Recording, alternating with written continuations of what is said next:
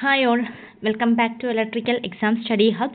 അപ്പോൾ Kerala water authority ഓപ്പറേറ്ററിൻ്റെ നോട്ടിഫിക്കേഷനൊക്കെ വന്നിട്ടുണ്ട്. അപ്പോൾ എല്ലാവരും എക്സാമിന് വേണ്ടി അപ്ലൈ ചെയ്ത് കാണുമെന്ന് വിചാരിക്കുന്നു.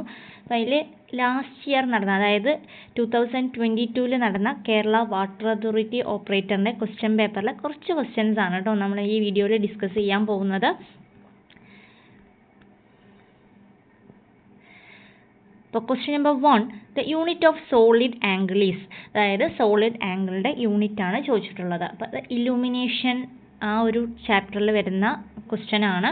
അപ്പോൾ ആ ഒരു മൊഡ്യൂൾ നിങ്ങൾ പഠിക്കുമ്പോൾ കൂടുതലായിട്ടും ഇതുപോലെ കുറച്ച് ടേംസുകളും അതിൻ്റെ യൂണിറ്റുകളൊക്കെ ഉണ്ട്. അതൊക്കെ നന്നായി കോൺസെൻട്രേറ്റ് ചെയ്ത് പഠിച്ചു പോവുക. അപ്പോൾ അതെന്ന് ഷുവറാണ്, മോസ്റ്റ്ലി എല്ലാ എക്സാംസിനും ആ ഒരു ഏരിയയിൽ നിന്ന് എപ്പോഴും ക്വസ്റ്റ്യൻസ് വന്ന് കാണാറുണ്ട്. അപ്പോൾ നന്നായി നോക്കാം. ഓക്കെ, അപ്പോൾ നമ്മളോട് ചോദിച്ചിട്ടുള്ളത് എന്താ? Unit of solid angle. Solid ആംഗിളിൻ്റെ യൂണിറ്റ് ആണ്. അപ്പോൾ ഏതായിരിക്കും? സ്റ്റെറീഡിയൻ ആണ് സോളിഡ് ആംഗിളിൻ്റെ യൂണിറ്റ് എന്ന് പറയുന്നത്. പിന്നെയുള്ളത് ഏതാണ്? റേഡിയൻ. റേഡിയൻ്റെ യൂണിറ്റ് ഏതിൻ്റെ യൂണിറ്റാണ്? റേഡിയൻ. പ്ലെയിൻ ആംഗിളിൻ്റെ യൂണിറ്റാണ് റേഡിയൻ എന്ന് പറയുന്നത്. ഓക്കെ അല്ലേ? ഇനി next question number 2, what is the temperature coefficient value of aluminium at 20 degree Celsius? അതായത് എന്താ ചോദിച്ചിട്ടുള്ളത്? ടെമ്പറേച്ചർ കോഎഫിഷ്യൻറ്റ് വാല്യൂ ആണ് ചോദിച്ചിട്ടുള്ളത് അല്ലേ? ടെമ്പറേച്ചർ കോഎഫിഷ്യൻറ്റ് വാല്യൂ എന്തിൻ്റെ? അലുമിനിയത്തിൻ്റെ ടെമ്പറേച്ചർ കോഎഫിഷ്യൻറ്റ് വാല്യൂ ആണ്. അപ്പോൾ നോക്കിയേ, ഓപ്ഷൻസ് നോക്കിക്കഴിഞ്ഞാൽ നമ്മൾ ചെറുതാക്കി ഒന്ന് കൺഫ്യൂഷൻ ആവും അല്ലേ? അതായത് 40.3 × 10⁻⁻⁴ എല്ലാം 40.3 നമുക്കറിയാം. അതായത് 40.3 റിലേറ്റഡ് ആയിട്ട് തന്നെയാണ്. പക്ഷേ 10⁻⁻⁴ ആണോ, 3 ആണോ, 2 ആണോ, 5 ആണോ എന്നൊക്കെ ഒരു കൺഫ്യൂഷൻ ആക്കുന്ന രീതിയിലാണ്. അപ്പോൾ നിങ്ങൾ അറിഞ്ഞിരിക്കുക, temperature coefficient value of aluminium എന്ന് പറയുന്നത് 0.00403 ആണ്. ഇത് പഠിച്ചാൽ നമുക്ക് എന്താണ്? തെറ്റില്ല അല്ലേ? അപ്പോൾ നോക്കിയേ, അപ്പോൾ ഞങ്ങളോട് 10⁻³ 2 ഒക്കെ ചോദിച്ചു കഴിഞ്ഞാൽ നമുക്ക് പെട്ടെന്ന് തന്നെ ആൻസർ ചെയ്യാം അല്ലേ? അപ്പോൾ ഏതാണ് കറക്റ്റ് ആൻസർ വരുന്ന? ഓപ്ഷൻ എ ആണ് അല്ലേ? 14.3 × 10⁻⁻⁴ ആണ് temperature coefficient value of aluminium എന്ന് പറയുന്നത്. ക്ലിയർ ആയില്ലേ? Next question number 3, melting point of copper is. കോപ്പറിൻ്റെ മെൽറ്റിംഗ് പോയിന്റ് ആണ് ചോദിച്ചിട്ടുള്ളത്. അപ്പോൾ കുറേ മെറ്റൽസ് ഉണ്ട് അല്ലേ? കുറച്ച് ഇമ്പോർട്ടൻ്റ് ആയിട്ടുള്ള കുറച്ച് മെറ്റൽസും കാര്യങ്ങളൊക്കെ നിങ്ങൾ നോക്കിയിട്ട് തന്നെ പോകണം. അതൊക്കെ പഠിച്ചേ പറ്റുള്ളൂ. കാരണം ഇതെന്താണ്, ഒരു ITA ലെവൽ ആ ഒരു ഇതിലേക്ക് തന്നെ നമ്മൾ ഇറങ്ങി ചെന്ന് പഠിക്കണം. അപ്പോൾ എന്താണ് കോപ്പറിൻ്റെ മെൽറ്റിംഗ് പോയിന്റ് എന്ന് പറയുന്നത് 1883 ആണ്. 83 ഡിഗ്രി സെൽഷ്യസ് ആണ് കേട്ടോ. അറിഞ്ഞിരിക്കുക. Next question number 4, 1 ampere hour is equal to. എളുപ്പമുള്ള ക്വസ്റ്റ്യൻ. 1 ആംപിയർ അവർ എന്ന് പറയുന്നത് എത്രയാണ്? 1 ആംപിയർ അവർ എന്ന് പറയുന്നത് 3600 കൂളോംബാണ്. അതൊക്കെ വളരെ സിമ്പിൾ ആയിട്ടുള്ള ക്വസ്റ്റ്യൻ ആണ് അല്ലേ? അടുത്ത question number 5, the shape of warning sign is. Warning sign indicate ചെയ്യുന്നത് ഏത് ഷേപ്പിലാണ്? Option A circular, option B square, option C triangular, option D rectangular. അപ്പോൾ ഏത് ഷേപ്പിലാണ് വാർണിംഗ് സൈൻ നമുക്ക് കാണിച്ചു തരുന്നത്? നിങ്ങൾക്ക് ഡൗട്ട് ഉണ്ടെങ്കിൽ നിങ്ങളുടെ മൈൻഡിലേക്ക് വരിക, ഏതെങ്കിലും ഡേഞ്ചർ അങ്ങനെയൊക്കെ കാണിക്കുന്നതുണ്ടല്ലോ. അപ്പോൾ അതൊക്കെ ഏത് ഷേപ്പിലാണ് നമുക്ക് തരുന്നത്? അതായത് ട്രയാങ്കുലർ ഷേപ്പാണ് കേട്ടോ. അപ്പോൾ the shape of warning sign എന്ന് പറയുന്നത് ഏതിലാണ്? ട്രയാങ്കുലർ ഷേപ്പിലാണ്. ക്ലിയർ ആയില്ലേ?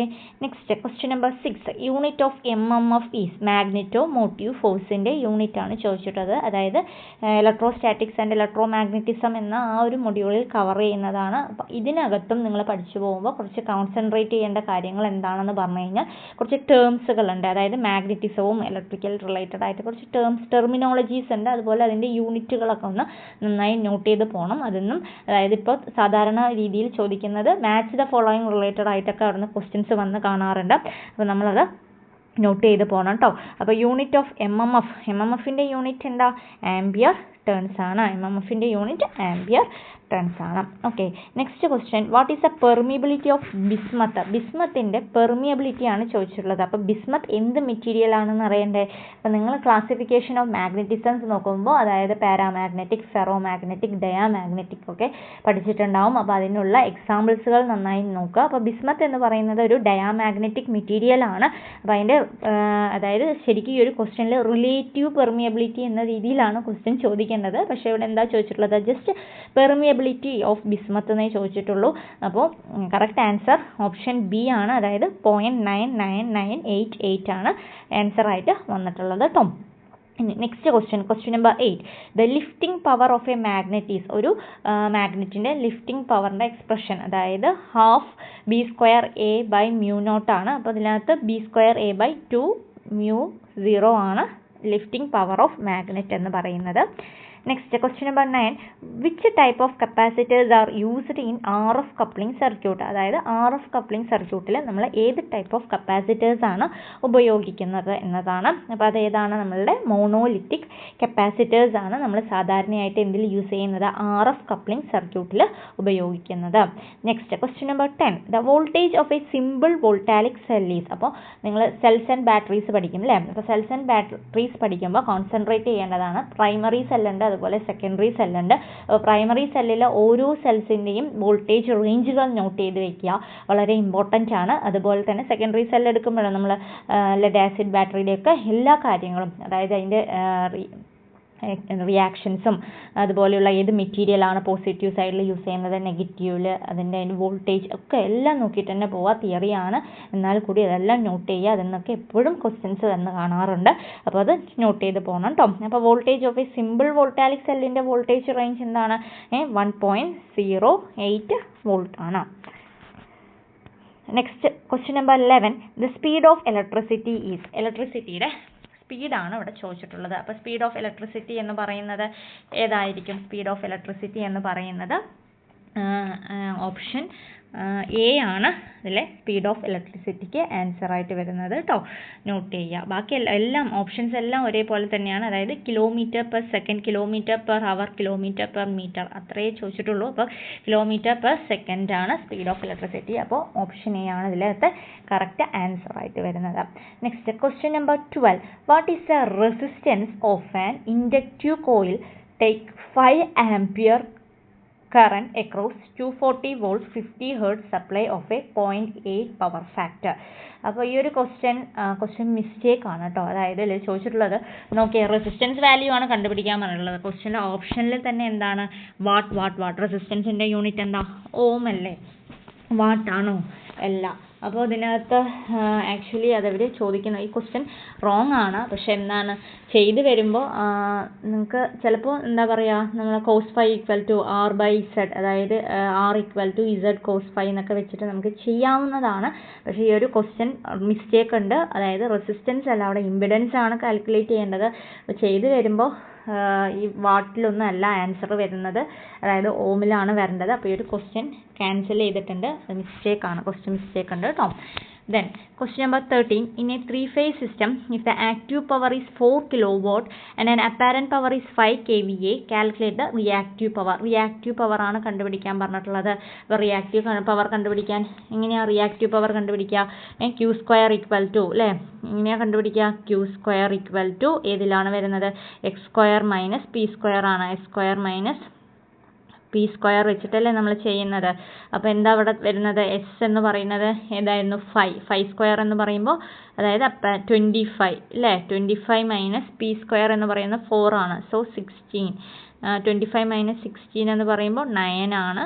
അപ്പോൾ √9 എന്ന് പറയുമ്പോൾ 3 kVAR. അതാണ് ഇവിടുത്തെ റിയാക്റ്റീവ് പവർ. ഓക്കെ.